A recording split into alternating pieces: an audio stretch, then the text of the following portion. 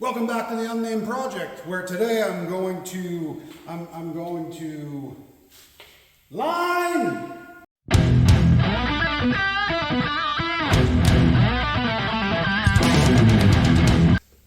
Yeah, welcome back, folks. Your man Porter here once again. I know exactly what I'm doing today, trust me. I have been very, very busy putting this LS power plant in this Ford vehicle over here. So, you know when they say LSs are made to be dropped in pretty much every car? Yeah, no. So, this one here is going to be a little interesting. Quick disclosure, I'm future Will right now. Yeah. So, I got some footage of like a little bit of mocking up and everything, and then we're going to pick up from this point on and get this thing wrapped up. Stick around. The power plant in question here is an LQ4 that I had kicking around here. I got quite a few of these motors kicking around. Whenever I see them, I buy them, and then ends up I do nothing with them, or I end up putting them into a Ford. Yeah, that's the thing. So what I got to do here quickly, as you can tell, all the injection got ripped off of it. I'm a carburetor guy, don't give me a hard time, but all the injection got ripped off of it, and I went with this carb intake, and then I got a, I forget exactly what it's called, but it's an MSD system to, you know what, I'll just show you quick, hold on. I got one of them here, fellas. So basically what this does is this box here has a couple programmed, you can see like with the little dial here, a couple programmed curves, if you will. And then what this allows you to do is by using the cam sync and the crank sync, the cam sync and the crank signal, there we go, that was hard. You can run just the coils using this. So this will plug into the coils, and then afterwards the distributor takes care of the rest, and this takes care of the ignition. Pretty cool little setup. I'm pretty sure some of you guys have watched the previous video here where I was doing a modification on a Colorado 5-speed transmission. So that's a transmission we're going to be using. In case you haven't seen it, here it is. Quite simply, it's an Aisin AR5 out of a 2005 Colorado. By using this plate here that you can see beautifully machined. I bought it off a gentleman online. Oops, there's a finger there. I bought it off a gentleman online. He calls himself Red Eagle Race Parts, makes beautiful, beautiful machined parts for these things. So I jumped on one of them. And what this does, this allows me to take a 4L60E bell housing, mount it to this transmission, a couple little holes drilled on the sides here, and then I'll have a 5-speed in this car just like I used to. Taking a little air-conditioned break here. I'm sweating like crazy in there. Oh, be a good time for you guys to hit the old subscribe button and leave me a little comment. I always appreciate that. So the big issue that I have here is that a Ford is usually designed to have a front sump engine. And as you guys probably know, LSs are designed to be rear sump. Of course, right? I tried to make it work. The problem I had is I could physically put the engine in there, but I couldn't drop it quite low enough. So the issue I had is that I was running into the firewall for the car, and that wasn't quite going to work. So what I did instead, I was going to modify the pan. It's not worth it anymore. Parts are so cheap. So I just went ahead and I bought a front sump LS oil pan. Yeah. So there she be. Nice little front sump oil pan. Not a whole lot to see there, but you can see beautifully fabricated and everything. The only problem I have is that the oil filter needs to get relocated. So what I did is when I bought this pan here, I bought a filter relocation. Ghosts. I bought a filter relocation kit, and I'm going to be dealing with that when the time comes. It was set up with AN fittings. I went ahead and tapped them with pipe, and then I'm just going to put barb fittings on there and make it work with the kit that I have, because it was originally barbed fittings. So kind of works out.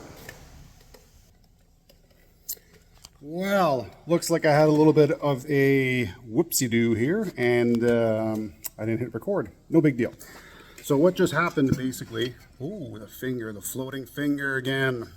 What just happened, I did a quick little fit up with the engine, and what I wanted to see was if the engine would fit properly without giving me any grief with the oil pan. What I found out, it did not. So I set it all up.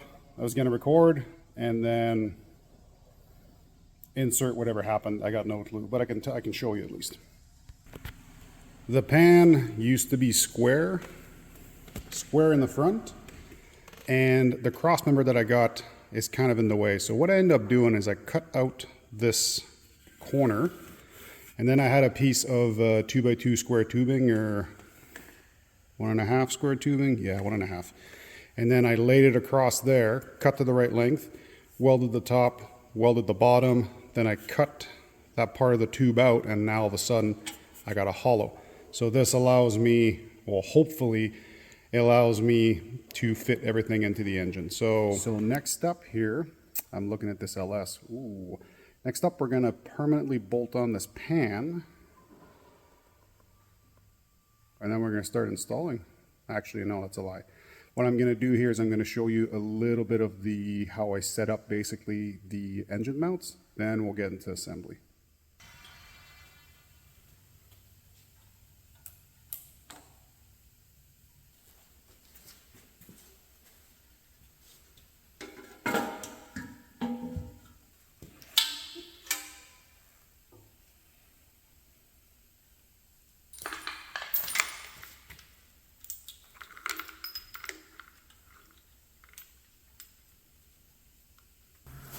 You can see the weld that's down there. Try to zoom in for you. Yeah, there we go. So all I did basically is I cut that corner out the whole length. Then afterwards, I took a piece of 1-inch square and then welded it in, cut the half of it out, and then afterwards I had that nice opening that was left there. Next little step, what I'm going to do is, after I cleaned up the engine bay and all that, because I had the old engine mounts in, that's all removed now, and then the metal is all nice and clean. I went ahead and I kind of pre-measured a little bit now that the engine could be where it's supposed to be. I pre-measured the length of the tabs for the engine mounts. So those are all cut up, but I'll show you kind of how I went through all that. In a nutshell, once you've selected your mounts, so these mounts here I had to modify and rebuild and whatever, doesn't matter. Once you have the mounts that you are going to use, you put them to the engine. Then afterwards you try to center the engine as best you can. So right now it's centered, and then what I did is I measured from the center of the hole to where I'm going to weld the tab, and I have 1.5 inches. So all my tab on both sides actually. Sometimes you could have like a weird loop or something going on, so they're not always going to be same on both sides. Make sure you measure both of them, and then you'll have a good idea. So what I'm going to do now is just rough assembly them, and then we'll tack them in place. So I've got everything mocked up now, so as you can tell, it's just assembled. Nothing is really welded yet or anything. There's just a little bit of weight on everything. Before we go ahead and tack everything, we got to try to get a little bit of level. So I found a point.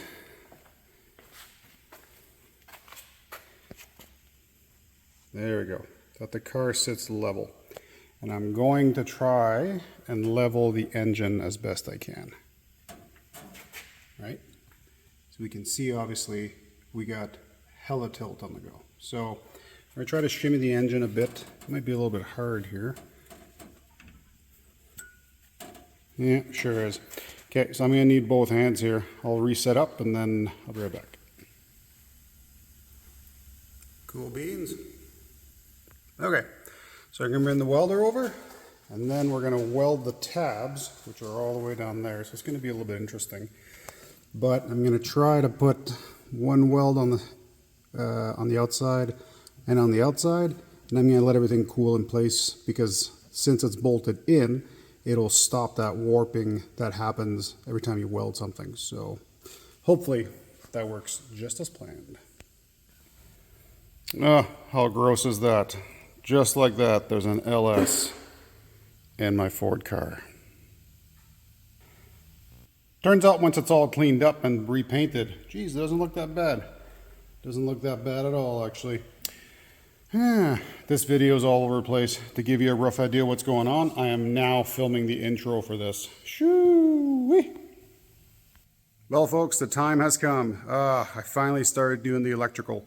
If you guys remember, this car caught on fire and burnt every single wire anywhere inside the engine bay and then a little bit across the firewall. So yeah, it kind of sucked.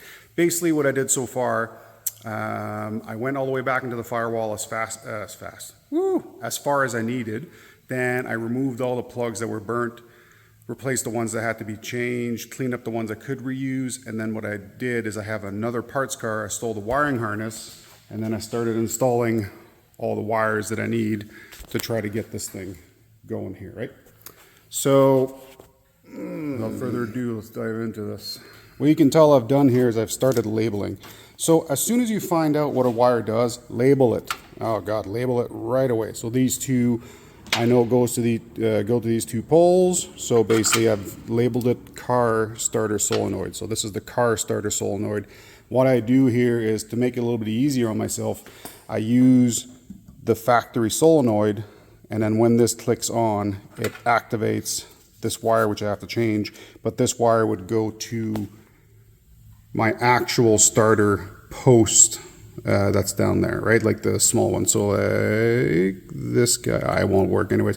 The little post in any case. So by doing this, I have this that still helps with the wiring and all that, because these posts are used in other functions on here, mainly the charging system. So it's a lot easier, in my case, a lot easier to keep this doohickey there and just run off of it. Okay, all right. Had to chase a little bit of an issue going on there. So I thought initially that what burnt in that corner was messed up, but turned out it was all right. There's something going on inside the cab. I just fixed it quick. So I got everything set up like I used to in this car. So the starter down there has power. It has signal after I turn this on. Battery power. Cab power is through here. Kind of an awkward setup, but whatever. Lights work right now. Turn signals somewhat work. It's probably burnt light bulb somewhere. The big question. Will I be lucky enough that this engine's gonna crank? Let's find out.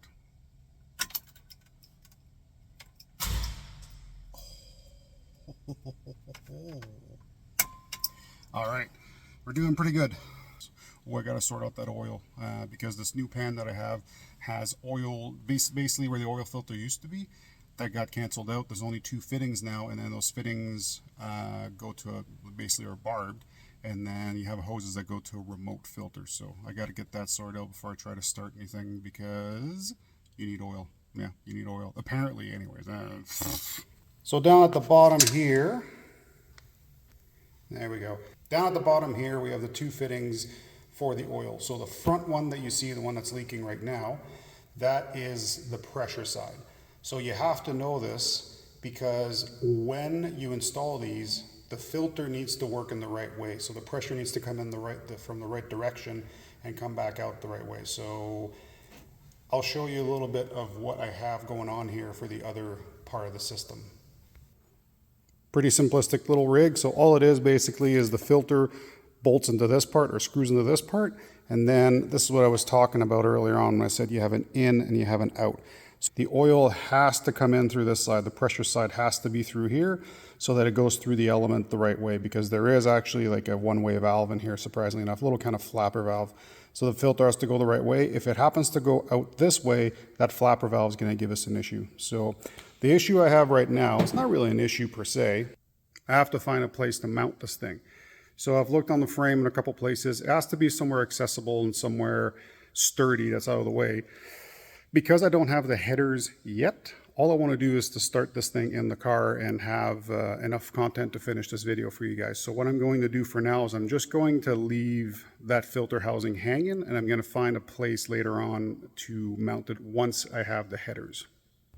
Well, I got it installed. Like I said, it's in an arbitrary place right now. There's no correct lengths. There's none of that stuff. Basically, you just kind of find a place where everything fits, and then you cut the hose appropriately. So here what I got is, I'll just show you. So as you can tell for now, the filter housing is simply hanging, and all it is from the oil pan, really hard to tell here, but basically from the oil pan, there's fittings that come out. These hoses go over Terrible angles, terrible angles. Much better. So as you can tell, the hoses come out, go over the cross member, and then into there. Most likely what's gonna happen, I'm gonna mount it on the inside here, but for right now, all I want is simply to make it run. So I'm going to crank it until I see oil pressure. I have a little sender installed in the back here. Little trick for you guys while you're there too. What I did is I took the original sender and then I put a tap through it for, basically I cut the top off, then I put a tap through it for a 1/8 pipe, and then I have an old school electric sender here. So I'm gonna put a post onto here, put some power onto my gauge. There she is. And then I'll just crank until I see anything move on this gauge. Once that's there, then I know I got a little bit of oil pressure. The next bit's gonna be, put some fuel in there and see if she runs. So what we're gonna do here is keep an eye on the gauge. All right, rock and roll.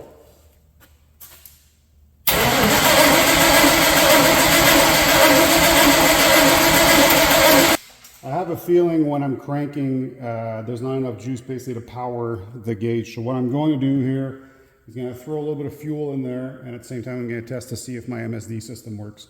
So if it runs on its own, I can't run it too long. If I don't see any pressure, we have another issue going on. Again, we're trying to get some oil pressure right here.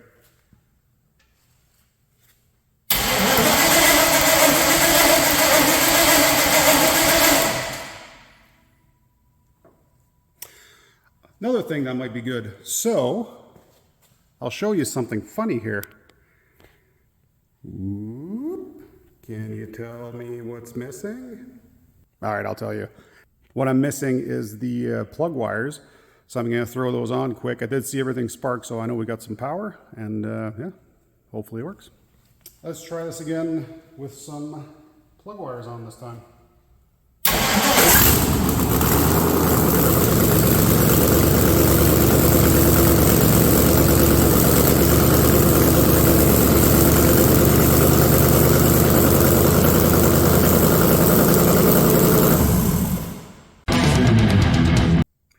Well, folks, that's going to be it for this time around. I got a lot of work done, and I'm super proud of what I got accomplished.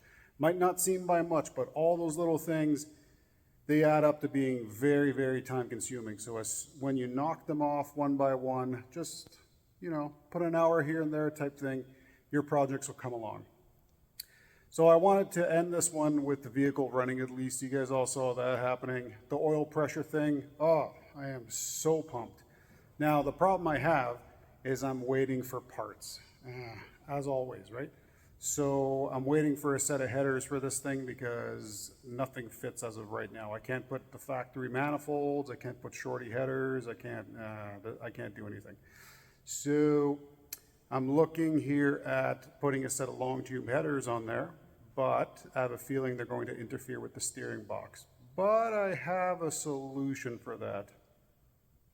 Guess you'll just have to stick around and see what it is. Your man Porter here is signing out. Don't forget to comment, like, share, subscribe. Hopefully you'll be the 1,000th subscriber. I'd be very happy for you if you were. It's a big milestone for me, so we're getting there. But anyways, we'll see you on the next one.